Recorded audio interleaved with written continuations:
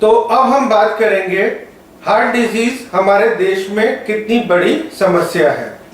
Heart disease हमारे देश में और all over the world is the leading cause of death. इसका मतलब कि मैक्सिमम लोगों की मृत्यु इस दुनिया में हार्ट डिजीज की वजह से होती है।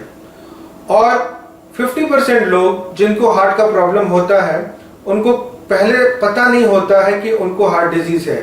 उनको अचानक एक दिन हार्ट अटैक आता है।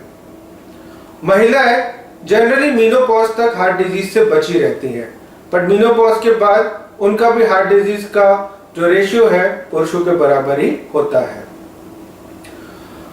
हमारे देश में जो आंकड़े कहते हैं कि अर्बन एरियाज यानी कि शहरों में हार्ट डिजीज का प्रेवलेंस 10 से 11% है और गांव में हार्ट डिजीज का प्रेवलेंस 5 से 6% है।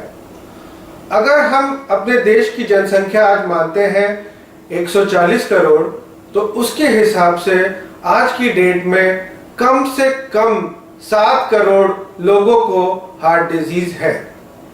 अब समस्या है कि हार्ट डिजीज के मरीज तो बहुत ज्यादा हैं, मगर उनको ट्रीट करने वाले स्पेशलिस्ट डॉक्टर, कार्डियोलॉजिस्ट डॉक्टर इस देश में काफी कम है।